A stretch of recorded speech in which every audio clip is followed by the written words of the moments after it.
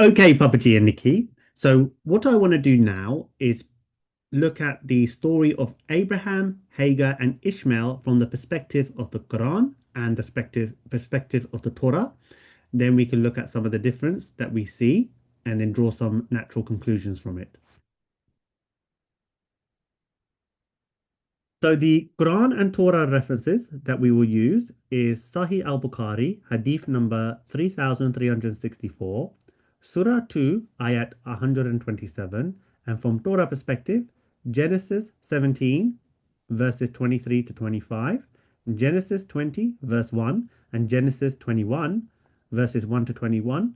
And we're going to pay particular attention to verse 5, verse 8, and verse 19. So please use the Genesis uh, scriptures that I gave you to be able to reference these. But I'll also put the references up on the screen. Okay, so Sahih al-Bukhari, Hadith 3364, is a fairly long hadith. So rather than me reading it out, I will send you the link from sunnah.com so you can read that in the English or the Arabic, or you can pause the video and read what's on the screen. But for now, I'm going to summarize the key and salient points, okay? All right, so essentially the hadith narrates Abraham who takes Hagar and Ishmael, and Ishmael, from this perspective, is a nursing infant. That means he's being breastfed by his mum Hagar. And they make the long journey from Jeddah to Mecca. And as a side note, that journey is approximately 12 to 1400 kilometers and normally 25 to 40 days by camel, even longer on foot. Once they arrive in Mecca, Abraham leaves them in the barren valley of Mecca with very little water and dates, and then he returns all the way back home. Now, Hagar grows desperate when supplies start to run out. She runs frantically between the mountain of Safa and the mountain of Marwa, 7 times searching for water or help. At this point, an angel appears and causes the Zamzam spring to gush forth water. So Hagar and Ishmael are saved. A traveling tribe, the Juram, notice the water in the valley and settles there and lives alongside Hagar and Ishmael. And we can see that Ishmael grows up among them and learns Arabic and adopts their culture and later marries into the Jurham tribe. So we can see here he grew up and learned Arabic from them.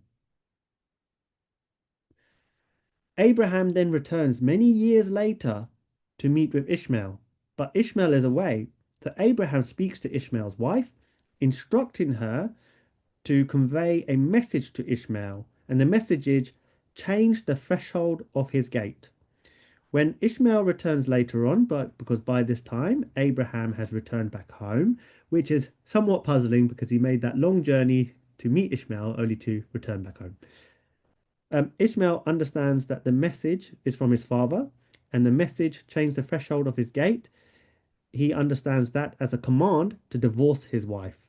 So he divorces his wife and he marries another Jehem woman. And then many years later, Abraham visits again to meet with Ishmael, but again he misses Ishmael because Ishmael is away. He meets Ishmael's new wife and he passes the message keep the threshold of your gate before returning all the way back home. And again, he's made that long journey and somewhat puzzling that he doesn't hang around and wait for Ishmael to return. So, anyway, he leaves. And then when Ishmael comes back and speaks with his wife conveys the message, and Ishmael understands that keep the threshold of your gate is a message from his father, meaning that Ishmael should remain married to her. And then finally, many years later, Abraham comes to meet Ishmael again, and this time he meets Ishmael for the first time as an adult. The last time he saw Ishmael, or the last time Ishmael saw Abraham, was when Ishmael was a nursing baby being breastfed by his mum. And then together, Abraham and Ishmael build the Kaaba in obedience to God's command.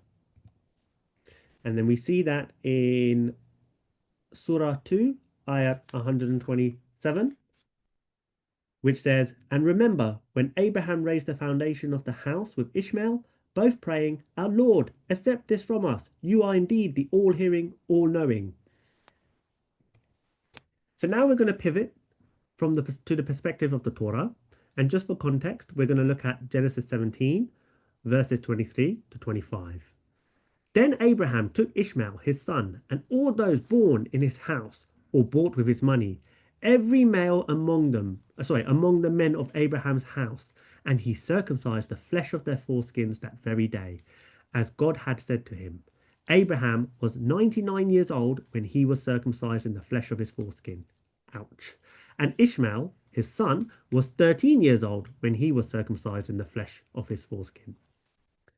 So, how old was Abraham when he was circumcised? Well, the text tells us 99 years old. And how old was Ishmael when he was circumcised? Again, the text tells us he was 13 years old. Then, if we read the next couple of chapters up, chapter 20, we see here that Abraham moves to a place called Gerar. So the verse says, "From there Abraham journeyed towards the territory of the Negeb and lived between Kadesh and Shur, and he sojourned in Gerar." So now they've all moved and settled in Gerar. And then one chapter later, verse 5, it says, "Abraham was 100 years old when his son Isaac was born to him." So now his second son is born, Isaac. And we know that from Isaac's birth, Abraham is 100 years old. And of course, if Abraham was 99 when he was circumcised and Ishmael was 13 years old when he was circumcised, then when Abraham's 100, then at the time of Isaac's birth, Ishmael would be 14 years old. Okay. So now we move on to verse 8, and it says, "And the child grew and was weaned." So Isaac grew up and was weaned. So a weaned child is normally between the ages of 2 and 3. They didn't have formula milk, so let's just call it 3. So, so Ishmael would have been somewhere between 16 and 17 years old when Isaac moved to solid food.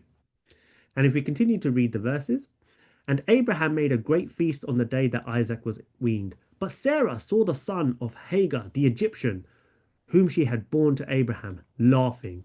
So she said to Abraham, 'Cast out this slave woman with her son, for the son of this slave woman shall not be here with my son Isaac.' And the thing was very displeasing to Abraham on account of his son. But God said to Abraham, 'Be not displeased because of the boy and because of your slave woman. Whatever Sarah says to you, do as she tells you, for through Isaac shall your offspring be named. And I will make a nation of the son of the slave woman also, because he is your offspring.'" And then probably the key verse here, verse 14 says, "So Abraham rose early in the morning and took bread and a skin of water and gave it to Hagar, put it on her shoulder along with the child, and sent her away. And she departed and wandered in the wilderness of Beersheba." So if we have a look here, there's Gerar, and then Abraham sends Hagar and Ishmael away, and they travel east towards Beersheba. Okay. So reading verse 15, "When the water in the skin was gone, she put the child under one of the bushes. Then she went and sat down opposite him, a good way off, about the distance of a bowshot, for she said, 'Let me not look on the death of the child.'" So she's run out of water at this point. She's sort of given up. She's lost the will to live. She's put Ishmael to the side of her, um, and doesn't want to look on him because she knows with the water run out that he's going to die and ultimately she's going to die as well. Okay, reading on. "And God heard the voice of the boy, and the angel of God called to Hagar from heaven and said to her, 'What troubles you, Hagar? Fear not, for God has heard the voice of the boy where he is. Up, lift up the boy, and hold him fast with your hand, for I will make him into a great nation.'" And the key verse here is verse 19. "Then God opened her eyes, and she saw a well of water, and she went and filled the skin with water and gave the boy a drink." So we see that the angel or God opened her eyes, provided a well of water, and then Hagar and Ishmael were saved by the water. And we see that similar text being adapted in the Quranic narrative, where the angel um, provides water from the Zamzam well, and therefore Hagar and Ishmael are saved. Reading on, and God was with the boy, and he grew up. He lived in the wilderness and became an expert with the bow. He lived in the wilderness of Paran, and his mother took a wife for him from the land of Egypt. So we see that Hagar and Ishmael are at Beersheba, and then from Beersheba they then settle in the wilderness of Paran, which is by the Sinai Peninsula. Okay, so we don't see them travel to Mecca. Okay, and in fact, when we look at a map of all the places that Abraham traveled, according to the Torah, we can see he traveled from from Genesis 11 to 31, through the Babylonia territory, through Haran, Aleppo, Hamath, Hazor, into the Canaanite territory, and then settles in Gerar. Okay? What we don't see is his travel to Mecca. In fact, Mecca is not even on this map.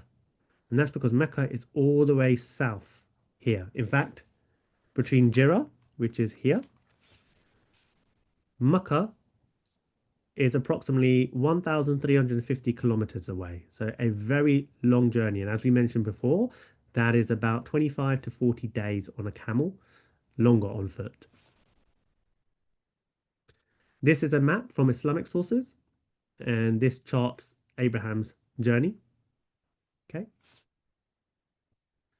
So, what are the key takeaways from reading the Hadith, the Surah, and the Torah? Well, the key takeaway, particularly from the Torah's perspective, is that Ishmael is a teenager. He's approximately 14 to 17 years of age when he is sent away with his mother Hagar. What's key here is that he is not a breastfed infant baby in the way the Quran's perspective lays him out to be. The second key takeaway is that Abraham does not travel with Hagar and Ishmael. He simply sends them away. And then the third key takeaway is that Hagar and Ishmael travel to Beersheba and then they settle in the wilderness of Paran. They did not travel to Mecca.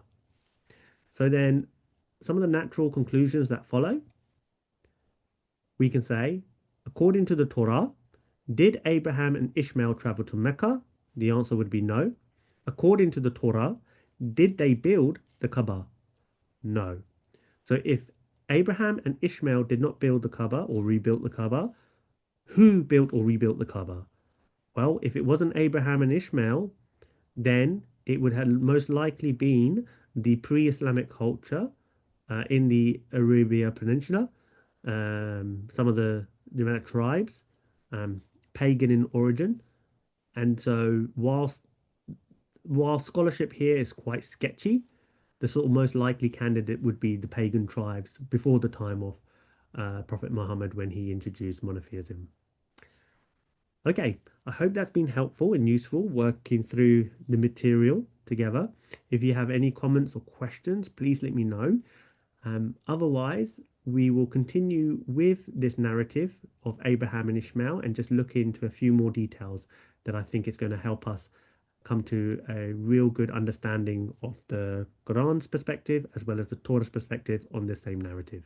Okay, thank you. Bye.